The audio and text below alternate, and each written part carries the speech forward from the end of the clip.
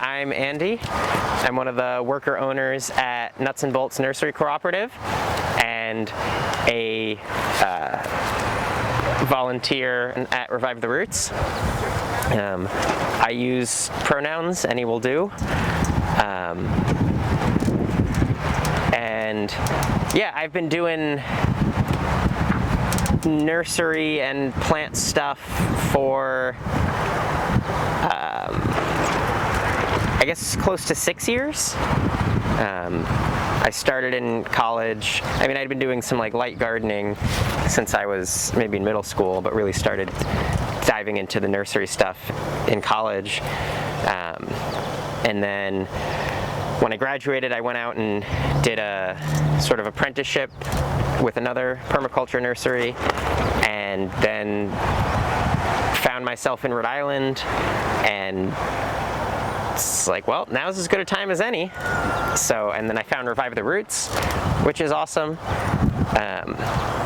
And I'll talk a little bit more about them later, but that's kind of how I got here. This workshop was advertised as permaculture. So do folks want to say like maybe a little bit about what, if any, they know about permaculture, and maybe some things that they would like to know? I guess first, who has heard of permaculture before this workshop? Yeah, what are some things that you've heard about it that you know about it? For me, permaculture is, yes, perennials. Like I work now with a couple of different families on their gardens, and I like to make it sort of a permaculture where it's mostly perennials. You're sort of focusing on using the land for what it would be best for. So certain areas are more shady or more sunny, and what's going to grow there that will really thrive, what can grow next to it that's going to really thrive from being near it, and something that sort of just, they feed off of each other and don't necessarily need a lot of the day-to-day care, but need just a little bit of tending to sort of help them make the most of the land that's there. Yeah, I think that point about working with the land for what's best for it there is a really key point that we'll definitely circle back to many times. Is everything's got its own personality, it's got its own goals, it's got its own state that it's tending to, and I might refer to them as attractors, which is sort of a concept from chaos theory that non-linear systems, essentially what that means is like small changes can create drastic effects, and very small differences in initial conditions will lead to wildly different outcomes. But an attractor is a state that things will generally tend towards. So if you've ever seen the double pendulum, it's like a pendulum at the end of a pendulum. So pendulum swings, and then at the end of that you've got another pendulum swinging, and they do really crazy things. And if you were to put a pen at the end of the second pendulum and watch where it goes crazy places, and if you drop it just slightly different, it traces out a totally different path, but it does tend to a sort of stable state eventually, and so that would be an attractor. And so that's kind of like way up here, but down here it's just a goal. Things have goals, and I like to say not just people, but plants have goals. And even like water, as it's flowing through the landscape, has a goal. It has places that it will tend to go, states that it will be attracted to, and modes that it will go to. And so thinking about what are the goals, where are the attractors of all of the different elements that are part of this system, and how can we, to the best of our ability, work with that movement, that sort of driving force? Because if we can harness that, things want to go in a certain direction, and if we can, ride that wave, then it's less work for us. Instead of trying to push the boulder up the hill, we ride it down. And there are ways to direct that. So maybe you just give it a little bit of a nudge at, if you think of a hill that's kind of on a crest, it might want to roll down this way, but if you give it just a little bit nudge, it'll roll down this way instead. And so maybe we want to be over there, and so we're like, all right, just nudge you a little bit that way. Bringing that to a practical example, maybe you have something like grapes or a hardy kiwi vine or even something like cucumbers that want to sprawl and crawl out everywhere, and we're trying to maintain walkable pathways, right? So that's where we want to be. This vine wants to spread out all over, and so what can we do to sort of merge those two attractor states together? We can put up a trellis. And so now this thing that wants to climb and crawl can do that upwards, and now we can have our clear pathway and lots of grapes and cucumbers. And then maybe that can be tied in where something, a living thing acts as the trellis. So maybe we have an alder or a honey locust or something, and trying to piece things together. So yeah, working with what is best for the land at that spot, and also with the other elements, what are they trying to do and how can we work with that? Awesome. Any other thoughts? Impressions? Yeah, it's kind of it's definitely a design.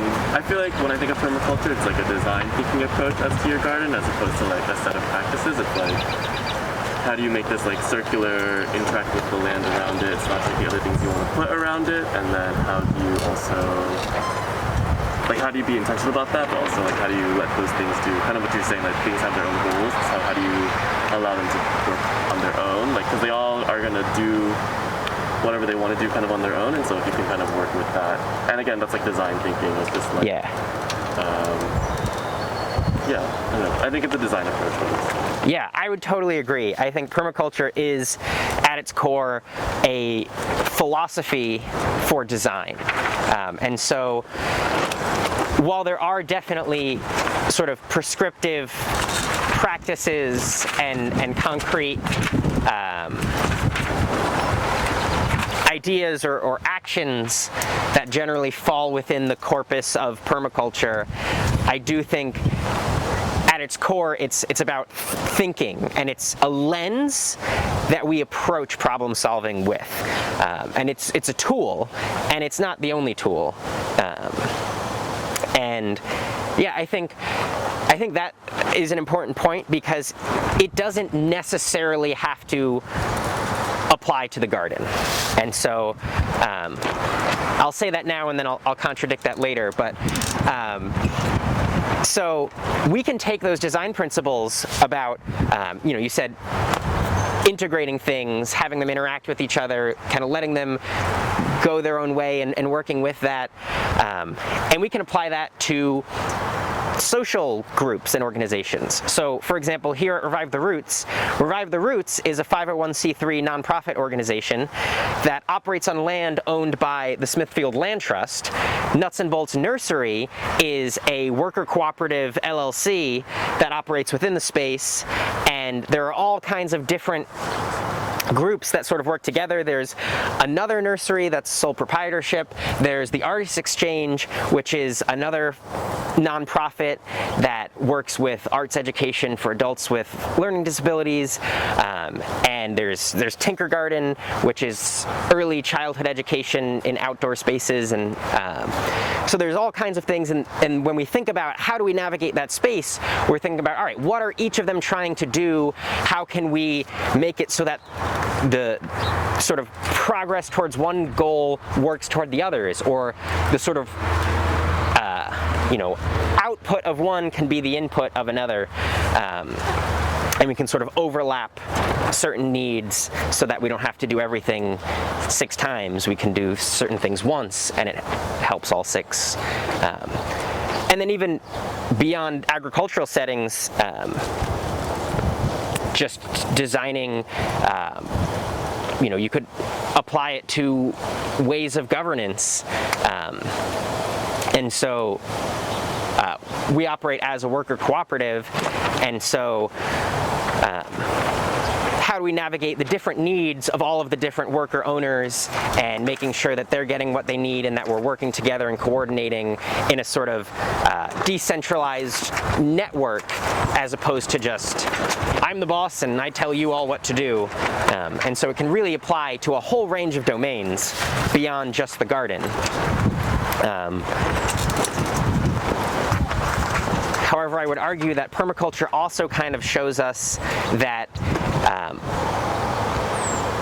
gardening is about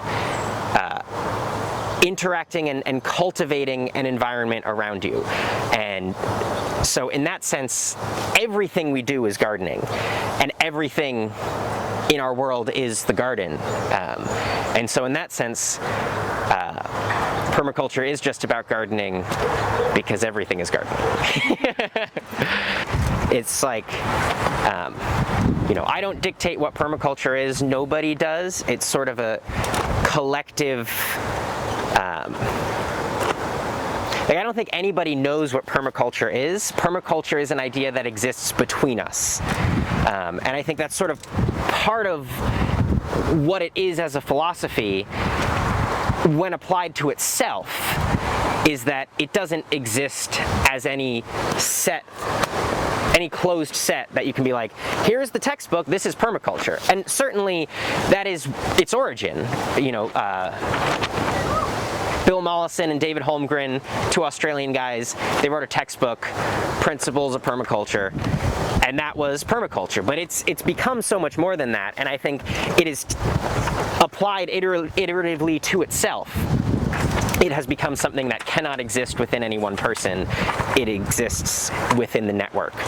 And it exists in the structure of relationships. And I think that's a big thing about permaculture, is that information is stored not just within elements, but within the structure of the way that they interact. And so the garden is more than all of the plants.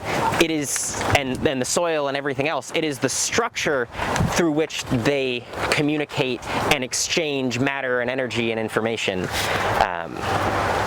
And yeah, I think that's a really important point. That's, the biggest question that I often get is like, how do you get started? And it's like, you just do something. And the thing about permaculture is it's an iterative process. So, the goal is not to get it right the first time. The goal is to do it lots and be less wrong each time. And I think that's just something, and that's, in that way, it is very scientific, and it was born out of this branch of science called system science.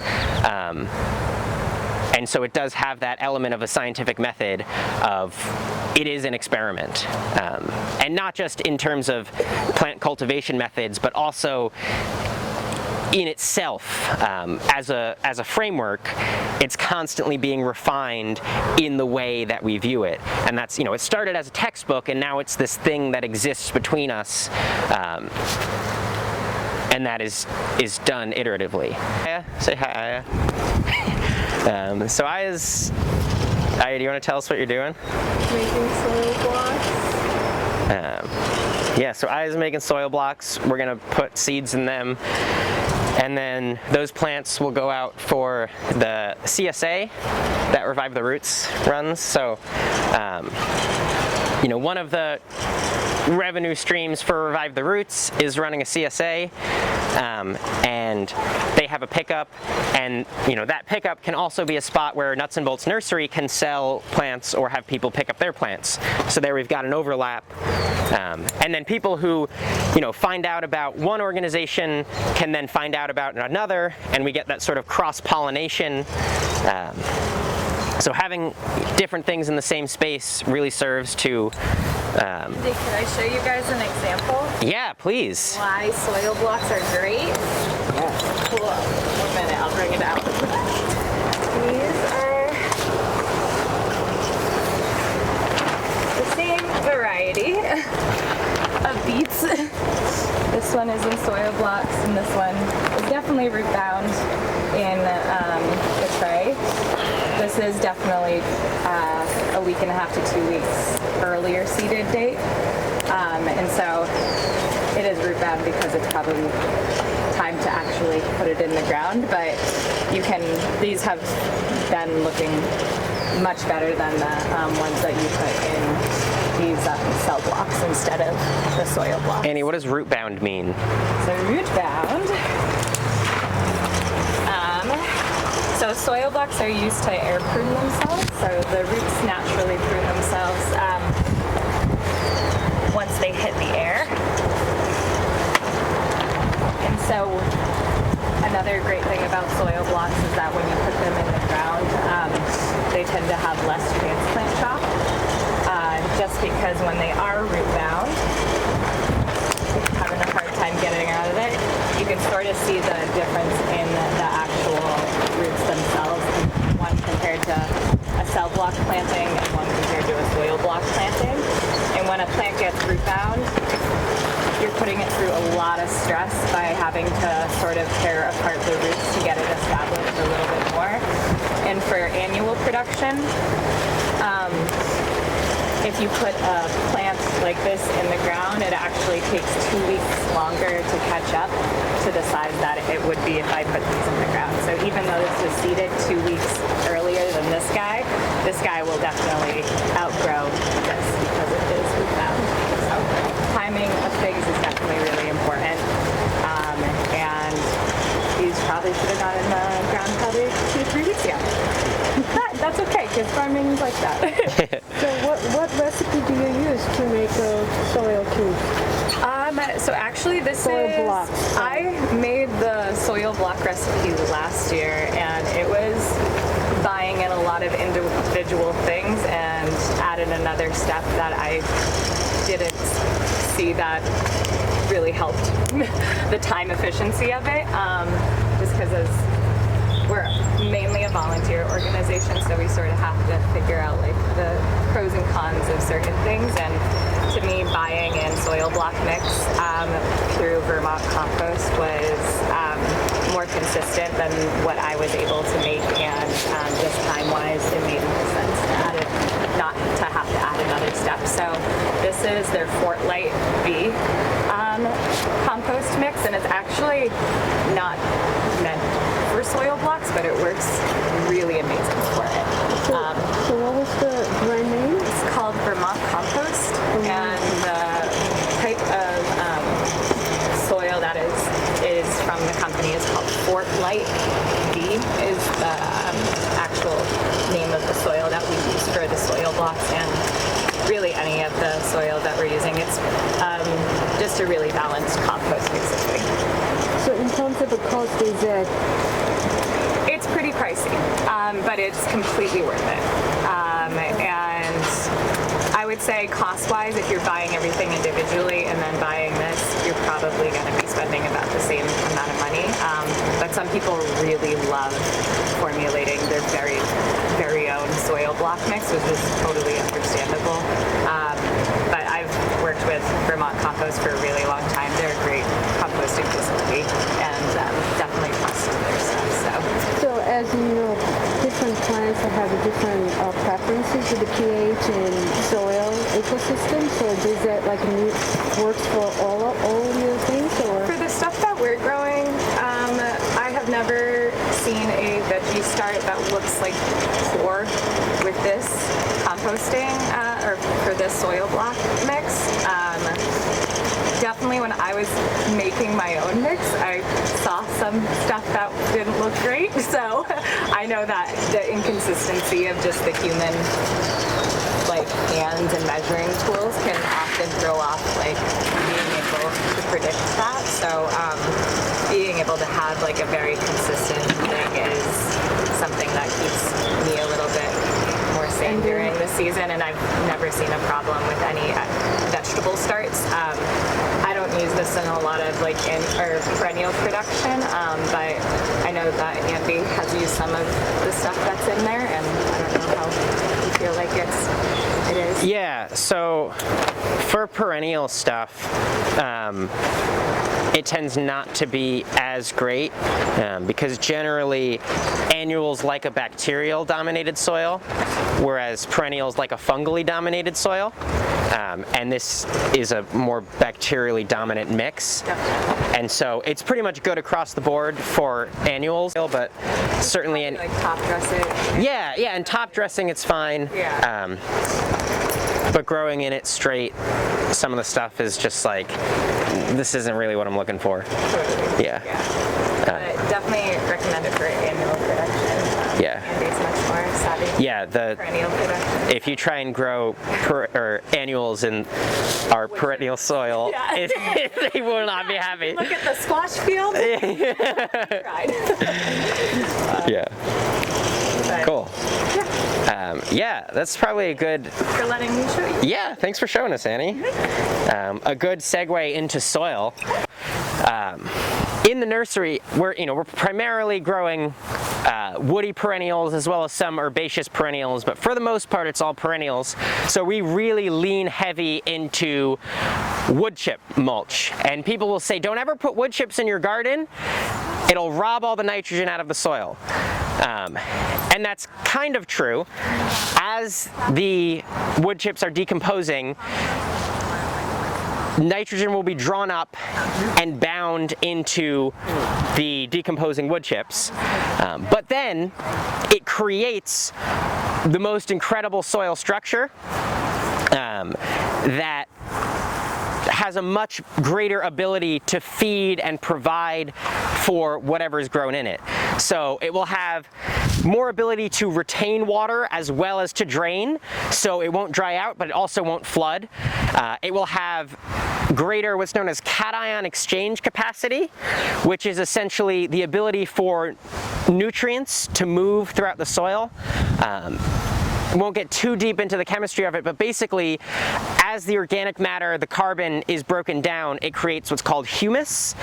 And humus has a bunch of like carboxylic acid groups that end up with a negative charge. And so that negative charge attracts positive ions. And so those will be things like calcium and ammonia and potassium and all of your metals. So, even the micronutrients like copper and selenium, those are going to have a positive charge. They're going to be attracted to that negative charge on the humus. And what you end up then getting is a double layer. So then on the other side of those positive charges that create a little bubble, you're going to get negative ions attracting. And so those will be things like your phosphates and your nitrates and your sulfates. And so you really get, and then when you have all these charges, those nutrients can move around in the soil and be taken up by the plants. And so humus is super important, and that comes from organic matter. And something that tilling the soil does, basically it supercharges the soil with oxygen, and so then all of the microbes that live in the soil start working at double time. And what they do is they break that down, and in the short term they release those nutrients, and so you'll see the plants will get a boost because there's more available. But those microbes are eating the humus. They're breaking down the very thing that holds and moves those nutrients. And so it's kind of like selling your car for gas money. In the long term, you're going to be depleting soil structure by tilling, and so we'd rather mulch. And certainly working with perennials, you can afford to mulch and not till, and certainly if you till perennials, you're going to be chopping up all their roots. And so that's another advantage, because soil is a tremendous store of carbon. All of that soil structure was CO2 that was sequestered by plants and put in the ground. And when you work with perennials, you can keep that in the ground and in fact sequester significantly more carbon, and not just in soil but also in the above ground woody biomass. Another thing about fungally dominated soils is they're going to have tremendous access to mineral nutrients. So fungi are pretty incredible organisms, and they digest externally. So the fungus exists as a sort of network of cellular filaments called mycelium, and it's primarily underground. And then at a certain point, if the conditions are right, if it feels it needs to, it will send up a fruiting body to produce spores, to scatter and reproduce. And that's called a mushroom. It is just the reproductive organ. The vast majority of the organism exists under the ground. And the way that that fungi eat is they exude enzymes and acids outside of their body, break down minerals, so rocks, sand, and other organic matter, and then they reabsorb all of those digested nutrients.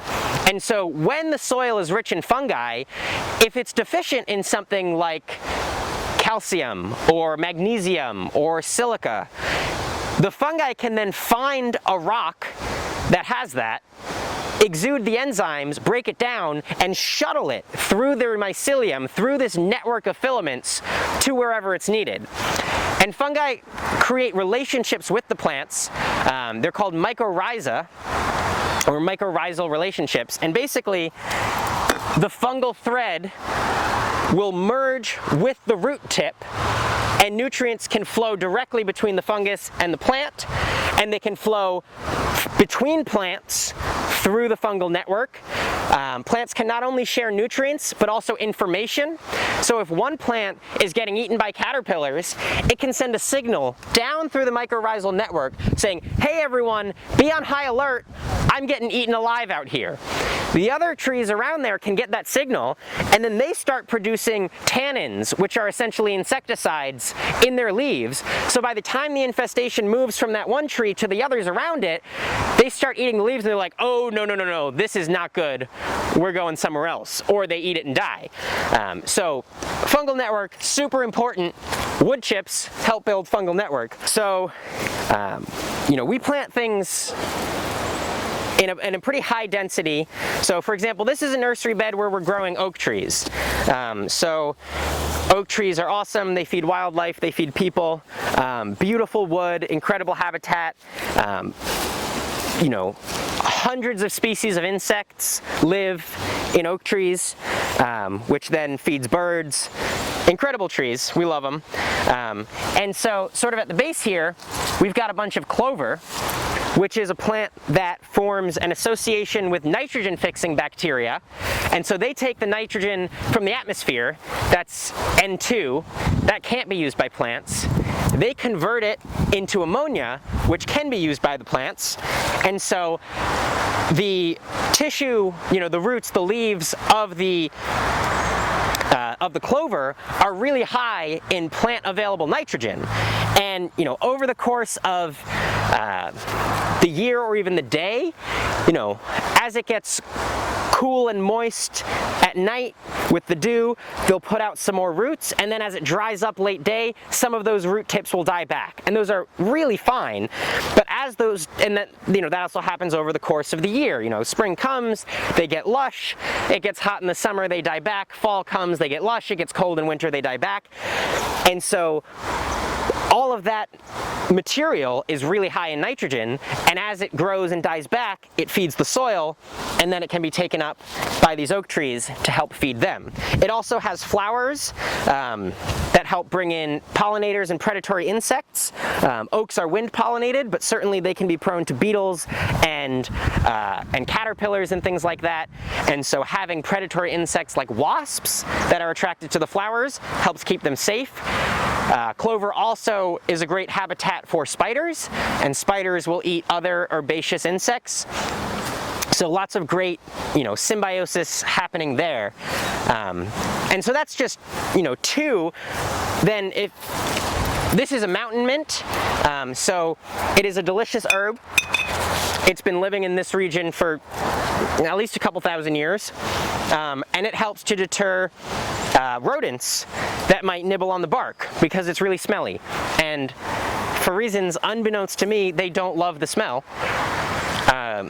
So that helps sort of protect them. And so when we think about, what are the needs of this tree? Well, it needs nitrogen. How do we get that? It needs protection. How do we get that? And so we can sort of weave this web of different relationships, and then, looking at things like, well, what does the clover need? Well, the clover needs to, not be disturbed. The mountain mint,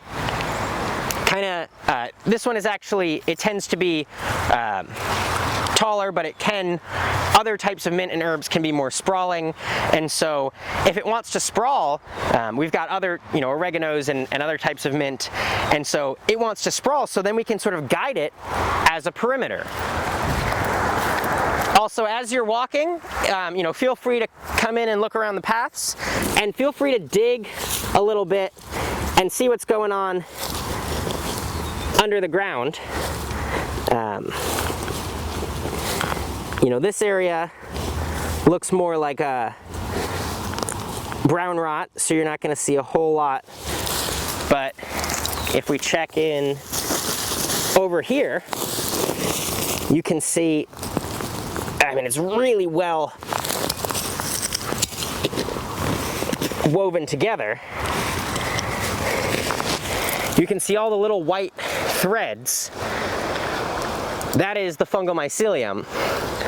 You mean these? Yeah, so that is the fungal organism, the mycelium. And so it's crawling all around in here.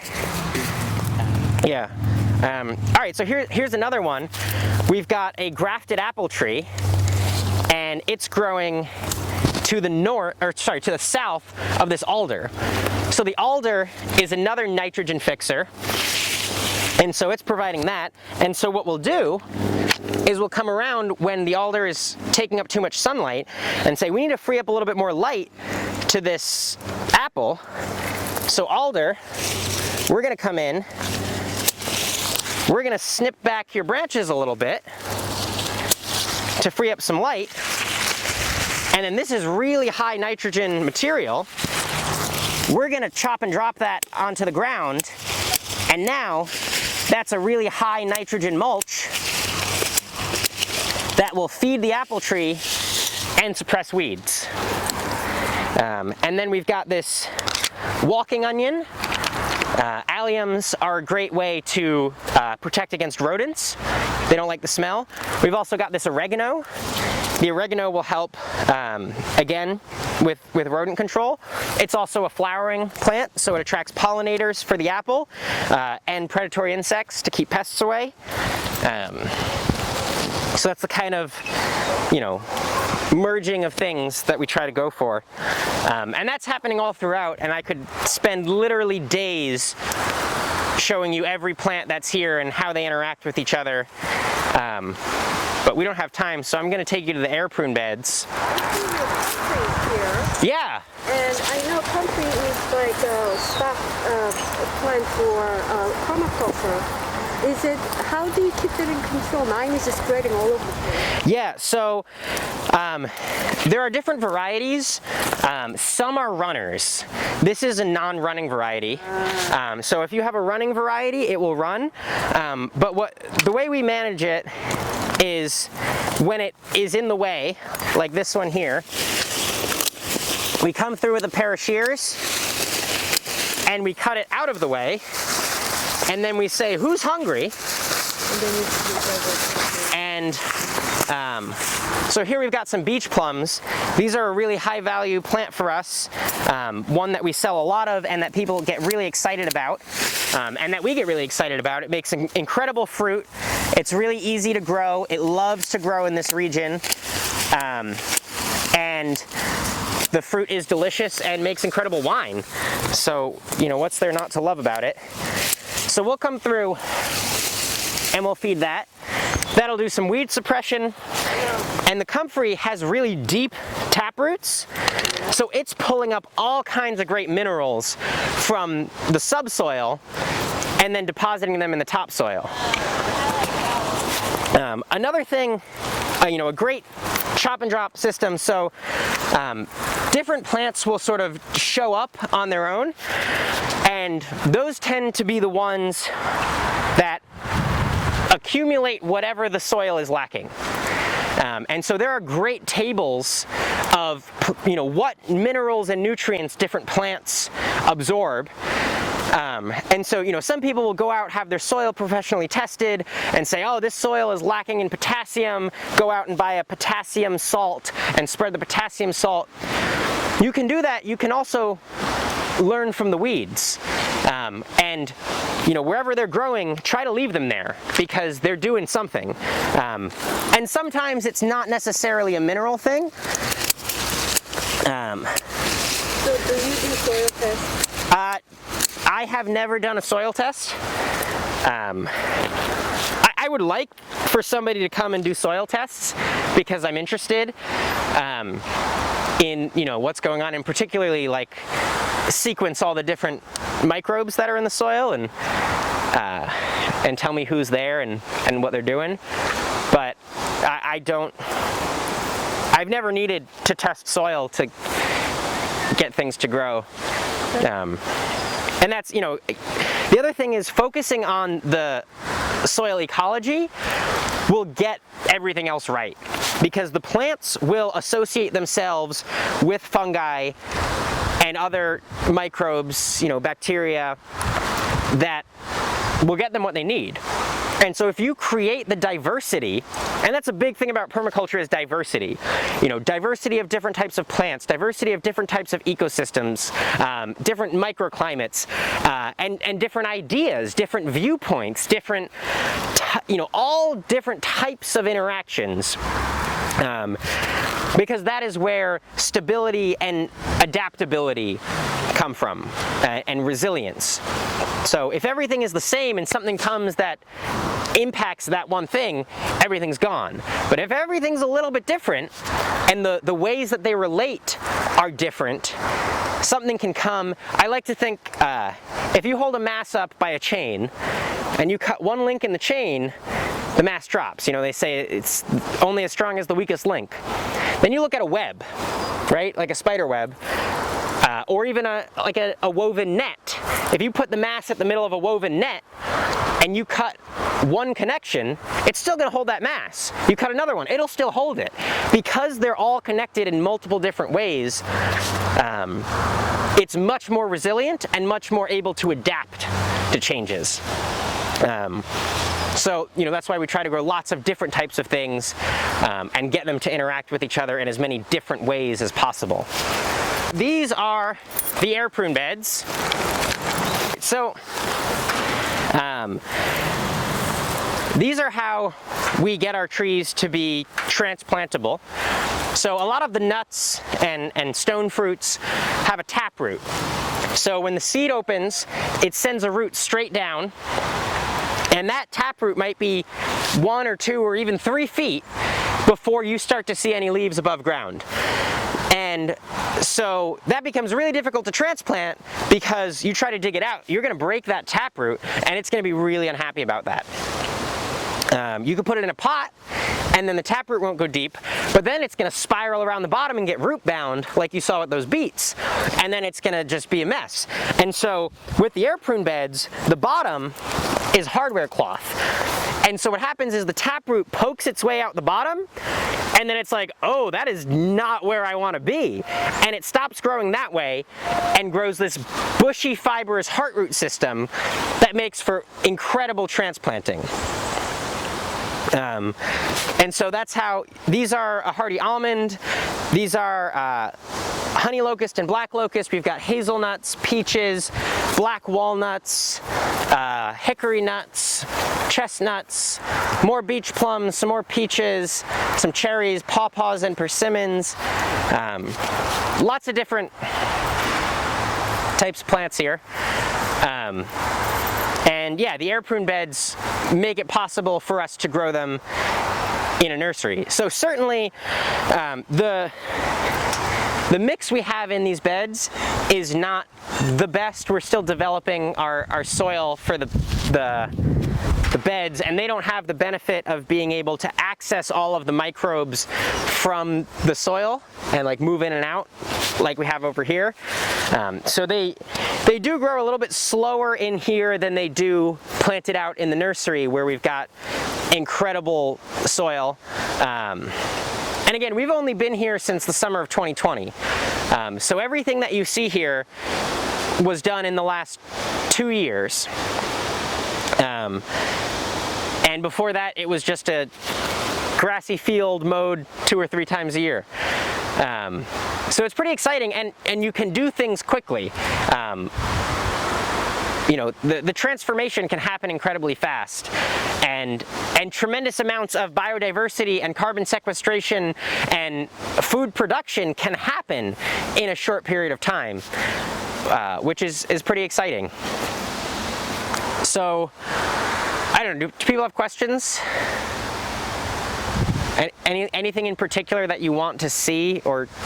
So with this air-prune beds, you decide when they reach the top So, to move, transfer? So we transplant them when they're dormant.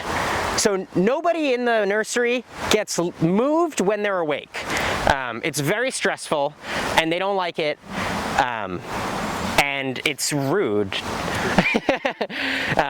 So we let them grow for a full growing season, and then in the fall, when they drop their leaves and go to sleep, that's when we do any moving. So that's when we pull them out of the air-prune beds, we package them up, we ship them to customers, we bring them to markets. Anything that we don't sell, we put in the ground to grow out for another year. So those oaks you saw up at the top of the nursery, those were grown last year. We weren't able to sell them, so we put them in the ground this spring, and then they'll grow there until someone wants them. Or they get too big and we need to just give them to someone. I missed the whole beginning part, like 30 minutes. I don't know what you talked about then, maybe? Yeah. But see hoses out here? Do you just hose for like watering everything, or like do you have an irrigation system? How do you? So the best place to store water is in the soil. Soil with a high organic content will hold lots of water. Soil that is covered will hold more water and evaporate less, and particularly soil that is covered with plants. That transpiration allows it to cool, and it will collect dew. And so even though we haven't had rain in a few weeks, when I come out here in the morning, it's wet on the surface of the nursery beds. We also have an incredible pillow comforter of mulch that keeps that moisture locked away in the soil from evaporating. Bare soil is the enemy, and it will lose its structure, it will lose its organic matter, it will lose its life. It will, soil is alive, dirt is dead. And if soil is uncovered, it will die. So that's our primary irrigation system, is the soil itself and the way that we keep the soil covered.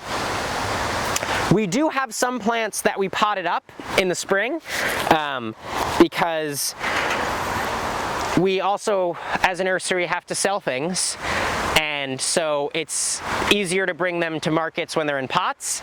And when we have them bare root in the winter, they're just a stick with their roots wrapped up in some scrap plastic with a little bit of moist sawdust, and they're happy there until they wake up.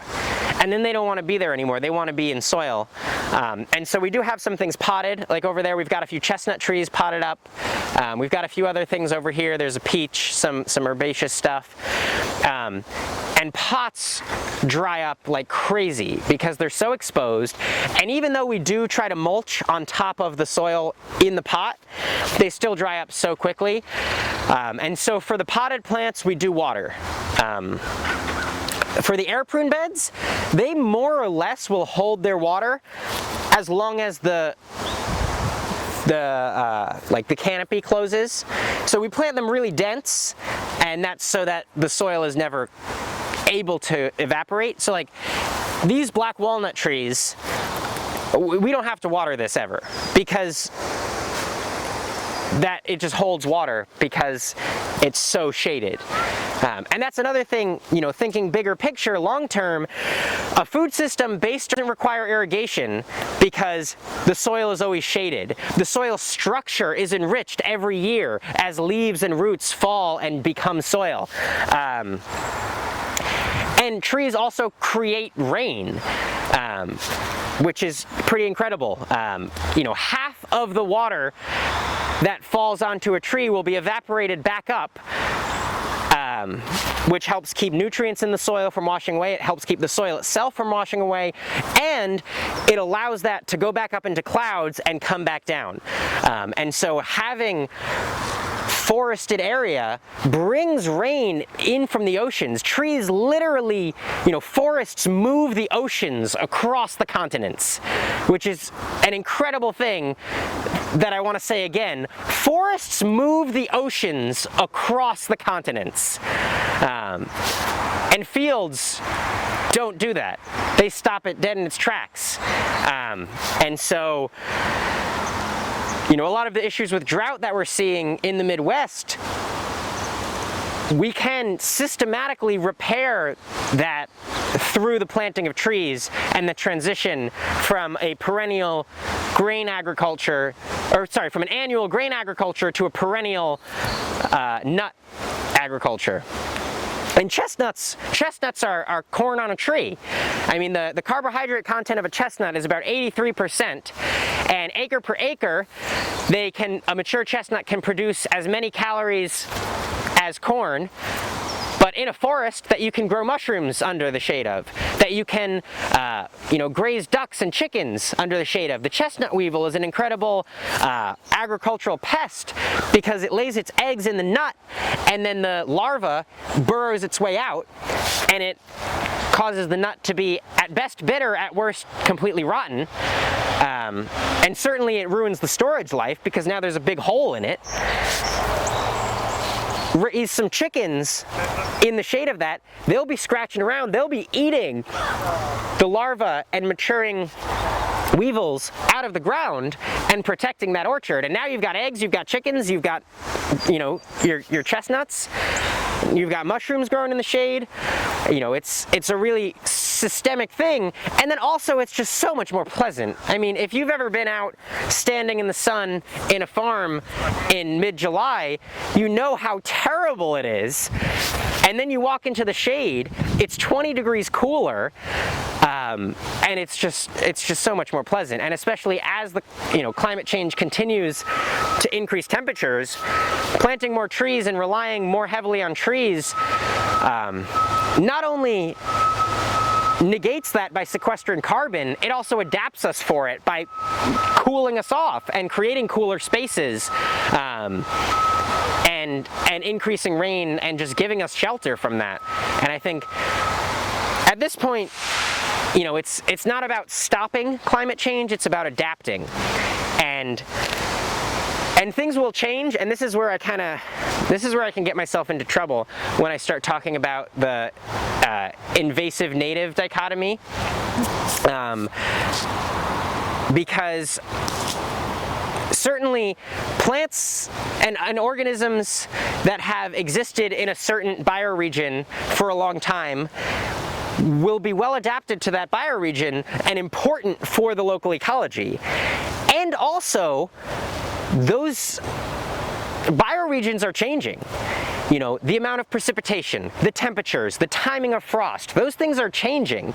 And certain species that lived there and thrived there for thousands of years might no longer thrive there. And they might thrive somewhere else.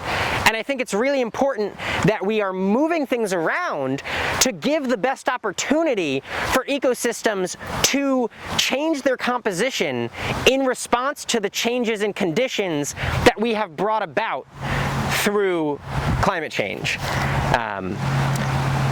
And I think it's important that we continue to propagate and promote species in regions that have been there, and especially because it's not just plants, right? There are people, there are cultures that have existed in regions and relied on these organisms for their livelihood, for their culture, for their play and recreation and spirituality, and those are really important things that we can't overlook. And And also we need to recognize that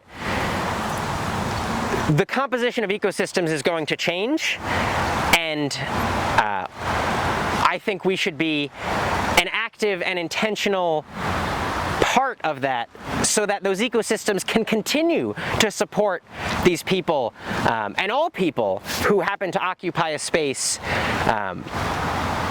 You know, the land and the ecosystem and the ecology can support us as humans in a pretty incredible abundance if we can think of it in a more holistic way. Yeah. So I see a lot of, you have a pretty big surface area covered with the wood chips. Yes. And I mean, if you're promoting biodiversity, plant biodiversity, is that kind of going the other way with the wood chips? Is there any other, is there a particular reason why? Yeah. So when we came here 2 summers ago, it was pretty much all grass and quite a bit of poison ivy and a few wildflowers, you know, maybe some Queen Anne's lace, and every once in a while a black-eyed Susan, which we've tried to, you know, mulch around and let them be. But there was quite a lack of diversity because it was all grass. And putting in things like hazelnuts and walnuts and oaks and beech plums and you know, the perennial kales and asparagus and things like that, they couldn't go into straight grass.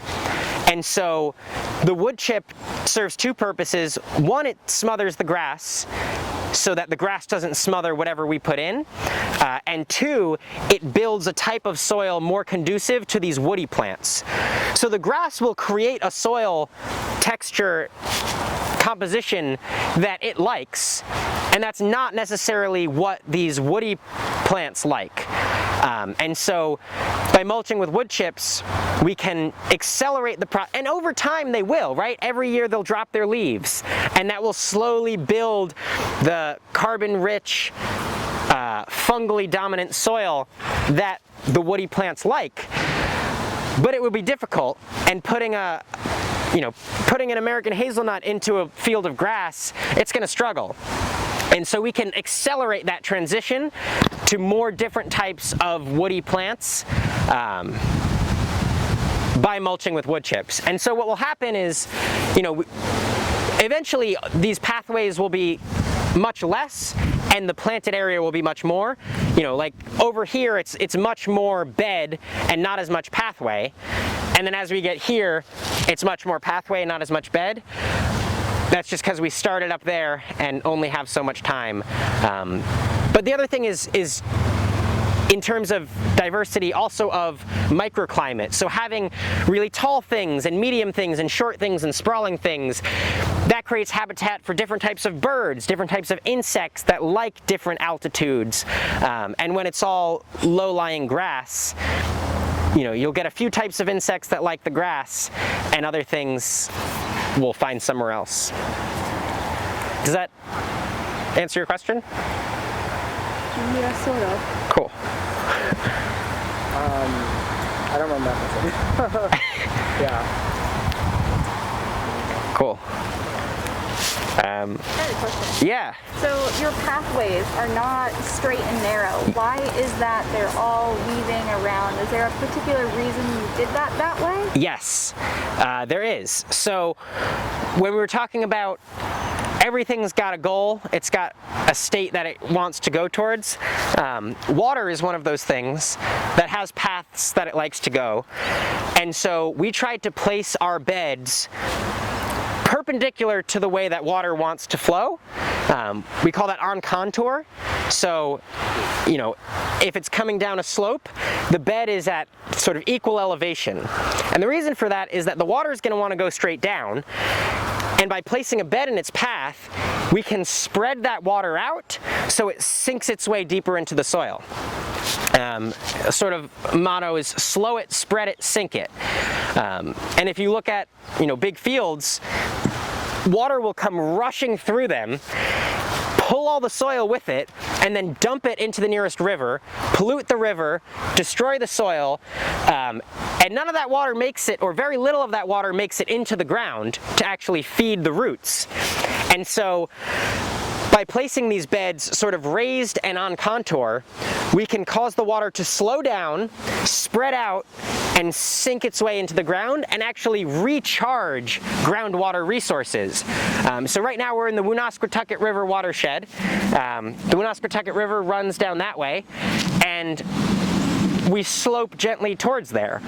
And so the more that we can catch water as it flows in and sink it into the earth, filter it through the earth, the more we can keep that Woonasquatucket River clean and fed from below, and keep groundwater resources replenished, and not have to rely as much on, for example, aquifers that feed our well, because it's in the ground.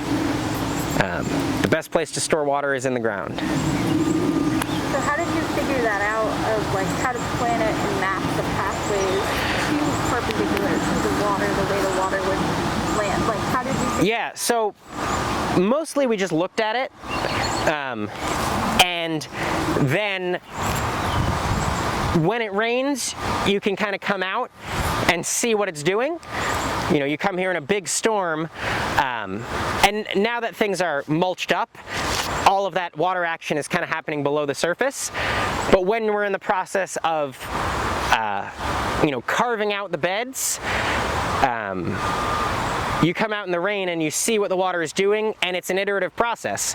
So you start with something that looks about right, you come out in the rain and you make subtle adjustments, and then you see how the water behaves then. And once you get it to a point where it's like, all right, this is doing what we want, then we can cover it in wood chips, and that'll help even more. You can make a cheap A-frame level. Basically, you take 2 planks of wood,